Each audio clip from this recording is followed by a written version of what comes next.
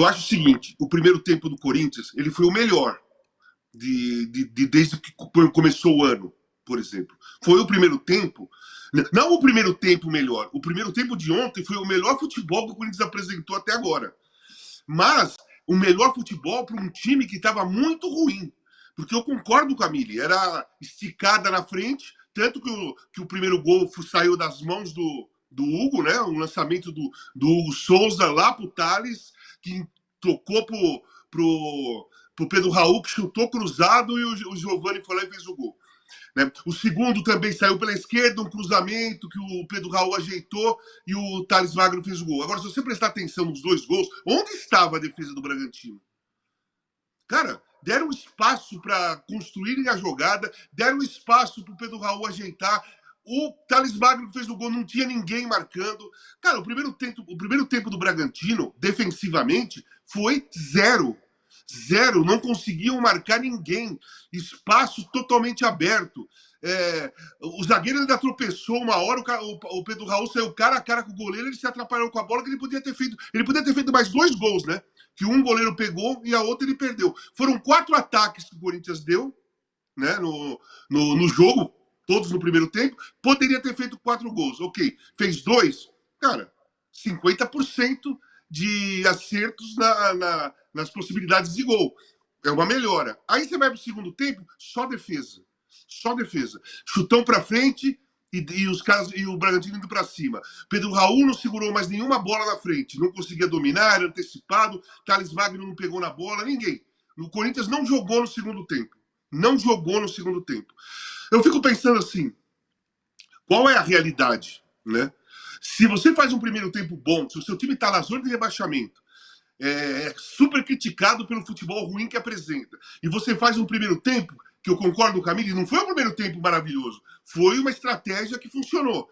Também com a colaboração da péssima marcação da defesa do Bragantino. Por que o segundo tempo o time não continua tentando fazer a mesma coisa? Estava com 2-0, por que ficou todo atrás? Porque o Bragantino pressionou o Corinthians o jogo todo e foi para cima, ficou só com um volante, que era o Lucas Evangelista, um zagueiro e o goleiro. O resto todo mundo atacando. Por quê? Não porque ele dominou o jogo, porque o Corinthians começou o segundo tempo todo lá atrás e não se mexeu. Né? Então, para a Sul-Americana, ok, funcionou o primeiro jogo, 2-1, tem a vantagem do empate, joga em casa, o estádio lotado, a torcida apoiando, que é o principal componente do Corinthians esse ano, é a torcida do Corinthians, né? Que lota o estádio e tal. Pode empatar o jogo e se classificar? Ok, mas esse futebol de ontem não salva se não for os 2 tempos com a mesma intensidade. Não salva no Brasileiro. Se você jogar só um tempo contra os times do Campeonato Brasileiro, na grande maioria deles, você não vai fazer os pontos suficientes que o time precisa para sair da zona de rebaixamento. Então é assim, foi animador? Foi. Primeiro tempo foi animador. Por quê? Porque foi agressivo. Por quê? Porque, teve 4 chances e fez 2. Né? Mas, e o adversário? O que ele fez no primeiro tempo? Ele não fez nada. Então a gente não dá para tirar uma base realmente do que foi o Corinthians ontem. Aí eu passo para a parte que a Mili falou do Wesley e do Coronado. Né? Wesley e Coronado. Terceiro time, né? Eles não são titulares, não entraram no time reserva, eles foram reserva dos reservas. Né? Vamos lá. O Coronado bato novamente na mesma tecla. Mesma tecla. Não havia jogado em time grande nenhuma liga importante. Jogou 2 vezes na Liga do Tibete, jogou 4ª divisão da Itália, 3ª ou 4ª da Inglaterra, e veio para o Corinthians ganhando 2 milhões por mês, como se fosse o Gabigol, né? Como se fosse o Gabigol, porque o salário do Gabigol era esse. Mas o Gabigol, o Gabriel já fez gols em finais, de Libertadores, campeão, artilheiro o tempo todo. Agora ele está numa fase ruim, mas passou a maior parte do tempo lá no Flamengo sendo o rei. Como que paga isso para um jogador assim? O Wesley teve, pela imprensa, né? Eu vou falar pelo que eu leio. Né? Vou falar pelo que eu leio. Teve propostas para vender o Wesley para a Inglaterra, não sei para onde, e não vendeu. Segurou. Era baixa a proposta. E agora? Que proposta que vai vir pro Wesley se ele tá na reserva do time reserva? Pois é, ó, alguns pontos do que o Casão falou, Mili, um interessante, um deles, entre tantos, um interessante foi que o que aconteceu ontem, e até por conta do adversário, talvez não seja parâmetro para o que vem por aí, né? Mas, em contrapartida, também tem algumas coisas boas. O Hugo, o goleiro, me parece um negócio que está funcionando. Sim. O Thales também parece um negócio que está funcionando. E esses caras que não entram também é um mistério, né? O Coronado que custou 2 milhões, o cara não vai jogar no Não, ele Corinthians. custou, não. Ele custa Ele 2 custa 2 milhões por milhões, mês. isso, por mês. Então são alguns pontos. E, sobretudo esse do parâmetro, né? O adversário talvez ontem não fosse um parâmetro para saber o que vai ser contra o Fluminense, por exemplo. Sim. Não, não foi um parâmetro. O primeiro tempo do Bragantino foi muito ruim. Muito ruim mesmo, assim. A zaga estava paralisada. É o que o Casão falou. Os atacantes, os 3 atacantes do Corinthians, apareciam na cara do gol sozinhos. E perderam 2 gols. Fizeram 2 e perderam 2, né? Então poderia ter sido uma goleada no primeiro tempo, o que ia criar então, uma ilusão maior ainda. Agora, olha só, no gol, né? O Hugo, sim, o Hugo está resolvendo. O gol não era um problema do Corinthians. A diretoria fez ser. Aliás, o gol era uma solução no Corinthians. Havia 2, muito bons. Né? O Cássio, que estava numa fase nem tão boa, mas é o Cássio, né? O maior, talvez, goleiro, sem dúvida, o maior ídolo para muita gente da história do Corinthians. E o Carlos Miguel. A diretoria deu um jeito de azedar com os dois. Os dois saíram. Então, o Hugo não é uma solução. É tipo, sei lá, eu jogo, sei lá, alguma coisa na cabeça de alguém, saio correndo e pego a coisa antes da coisa cair. E eu vou ser parabenizado por ter salvado a pessoa. Não, não era um problema. Ficou um problema com essa diretoria. E são esses gastos. Como é que o Corinthians está gastando dinheiro? O Corinthians tem dívidas astronômicas que crescem todos os dias, porque elas estão mergulhadas em juros. Não se fala sobre isso, se fala em contratação. Cadê o resultado da auditoria? Não adianta a gente ficar falando do time do Corinthians se a gente não olhar para o que está fora, porque esse time, se não cair esse ano, vai cair o ano que vem se as coisas não melhorarem. E vai ser isso, periclitante até a cena dos bastidores melhorar. O que está sendo feito para salvar o Corinthians? Não dá para olhar para o feminino e ver o que foi feito lá? Deu certo, né? Deu muito certo, aliás.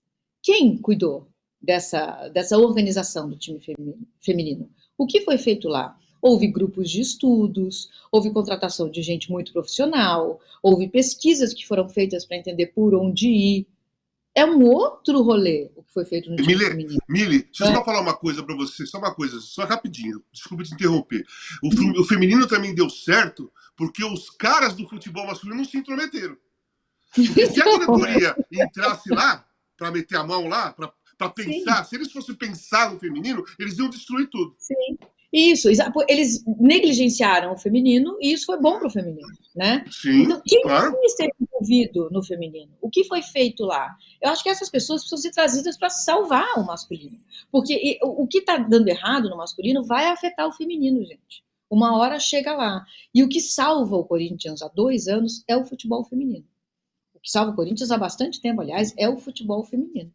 Então, a solução talvez esteja lá dentro. Cadê essa mulherada que fez isso? Por que não colocar elas na liderança? Por que não colocar outras pessoas, outros tipos, outros sujeitos? Do jeito que está, o Corinthians parece que a notícia é boa, ganhou do Bragantino. E a gente não está vendo que o buraco está sendo cavado. O buraco continua sendo cavado. Essa vitória contra o Bragantino é uma ilusão. Até, sim, até pelo tipo de adversário, a gente já falou um pouco sobre isso. Agora, o Casão falou aqui sobre o Coronado, né, que tá ganhando 2 milhões. Tem gente que já te falou, não, precisa de tempo para ele se adaptar e tudo mais, tal. Embora 2 milhões é grana pra caramba, né? Mas enfim. Além disso, além do Coronado, que tá lá, o Corinthians tá com uma dívida que todo mundo sabe que chega na casa dos 2 bilhões, é um negócio inacreditável. Porém, não para de contratar. Está contratando mais um jogador. Olho na tela aí, porque o Corinthians contratou um jogador venezuelano, que estava na Copa América. O Corinthians acerta a contratação do volante da seleção venezuelana. O Corinthians acertou a contratação do volante venezuelano José Martínez, do Philadelphia Union, time que disputa a MLS nos Estados Unidos. O clube alvinegro aguarda o jogador de 30 anos desembarcar em São Paulo para realizar exames médicos e assinar contrato. Então, mais um jogador Mais um chegando, volante, então, né? mais um volante chegando no Corinthians. De fato, é uma posição que o Corinthians até precisa, né? Tem muito pouco volante. Mas traz aí mais um jogador. Ainda não se sabe os detalhes financeiros Poucos dessa... volantes, você está ironizando, né? Poucos volantes. Não, Acabou tem de o contratar Ranieri, o Charles, que ele contratou, que é sim, volante, isso. né? Tem os dois garotos da base que eles entram, o Bidon e o Ryan, que também jogam ali marcando. Tem o Alex Santana, que se machucou, mas foi contratado para jogar no meio-campo, ali, segundo volante. Machucou. Sim. Então, mas ali, o Corinthians, ultimamente, só está contratando volante, o Tironi. É só volante. Vê as últimas coisas. Só o Thales Magno que veio, que é um atacante, que também veio dos Estados Unidos, né? Veio dos Estados Unidos. Né? O Corinthians está precisando de um cara que faça gols. Eu acho que, por exemplo, o rapaz da Venezuela pode ser um ótimo volante. Pô, pode fazer o Corinthians evoluir tecnicamente, ou na criação, ou qualquer coisa que ele possa acrescentar de positivo. Mas o número, a quantidade de jogadores para a mesma posição num elenco é totalmente desproporcional. Você tem, por exemplo, dois centroavantes. Um está machucado e o Pedro Raul, que ontem fez um belo primeiro tempo e um horrível segundo tempo. Né? Dois. Você vai para as laterais, tem dois, mas o Fagner quase não joga, machuca mais, tem o Mateuzinho. Você vai para a esquerda, você tem o Bidu, que estava descartado no começo do ano, e o Hugo, que está sendo criticado pra caramba. Você tem dois. Ontem jogou o Bidu e jogou muito bem. Você vai para a defesa, você tem os três que jogaram e só, né? Não tem mais nenhum. São os três que jogaram. Né? Não tem o Caetano, não sei se está no Corinthians ainda, mas tem três que jogam ali, que jogaram ontem. Quando joga dois, tem um no banco ali. Né? Aí você passa para volante, tem uns seis para a mesma posição. Porque só jogam dois volantes, né? Ou você joga com três. Então você joga com três volantes, tem mais uns três no banco. Ou de fora, como queira. Ou no banco, ou de fora.